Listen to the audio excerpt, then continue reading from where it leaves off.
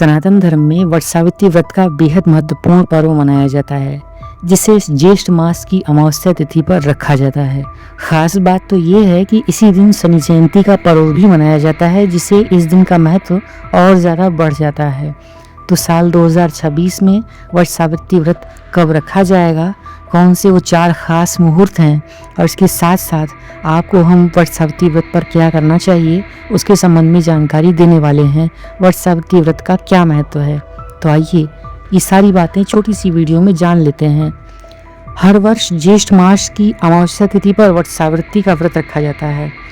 ये दिन सुहागिन महिलाओं के लिए अत्यंत महत्वपूर्ण समझा गया है। मान्यता है कि इस दिन महिलाएं अपने पति की लंबी स्वास्थ्य, लंबी उम्र और सुखी जीवन और प्रेम के लिए निर्जला उपवास रखती हैं। शास्त्रों में इस पर्व को पति पत्नी के अटूट प्रेम, विश्वास और समर्पण का प्रतीक माना गया है, क्योंकि इसी तिथि पर माता सावित्री ने अपने तप और संकल्प के बल पर अपने पति सत्यवान को यमराज से वापस प्राप्त किया था। बस इसी कारण वट सावित्री व्रत को अत्यंत सौभाग्य का प्रतीक माना जाता है। तो आइए जानते हैं कि साल 2026 में यह वट सावित्री का व्रत कब रखा जाएगा। देखिए, इस साल ज्येष्ठ अमावस्या की तिथि का प्रारंभ 16 मई 2026 को सुबह में 5:11 से हो जाएगा। तो ज्येष्ठ अमावस्या की तिथि का जो समापन है वो 17 मई 2026 को रात में 1:30 बजे के आसपास हो रहा है।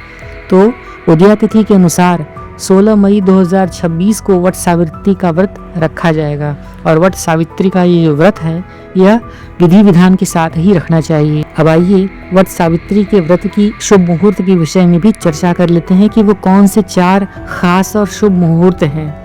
तो सबसे पहला है ब्रह्म मुहूर्त, जो कि सुबह में 4:07 से लेकर सुबह में 4:48 तक का रहेगा। वहीं विजय मुहूर्त दोपहर में 2:04 से लेकर दोपहर में 3:28 तक का बन रहा है। गोधूली मुहूर्त की चर्चा की जाए तो वो शाम को 7:04 से लेकर शाम 7:25 तक का होगा। और निशीथ मुहूर्त, जो कि महत्वपूर्ण मुहूर्त माना जाता है, इस दिन रात में 11:57 से लेकर रात्रि 12:38 तक का बन रहा है। तो ये थे वट सावित्री व्रत के 4 शुभ मुहूर्त। और अब हम जान लेते हैं कि वट सावित्री का जो व्रत किया जाता है वह क्या कैसे किया जाता है और किस प्रकार से आप संकल्प लेकर के संक्षिप्त तरीके से इस व्रत को संपन्न कर सकते हैं। तो आइए बताते हैं। व्रत में पूजा करने से सुहागिन महिलाएं 16 श्रृंगार का व्रत करके पहले संकल्प ले लें और संकल्प लेने के बाद अब बरगद के वृक्ष के पास माता सावित्री और सत्यवान की प्रतिमा को स्थापित करें और एक लोटे में जल ले लें। शुद्ध जल लेकर वट वृक्ष की जड़ों में अर्पित करें।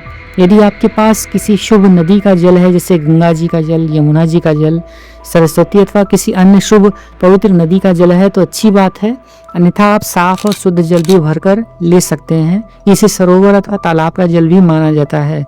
इसके बाद आप फूल, फल और अक्षत लेकर भीगा हुआ चना चढ़ाइए और वट वृक्ष के चारों ओर 7 बार कच्चा सूत लपेटते हुए परिक्रमा करिए।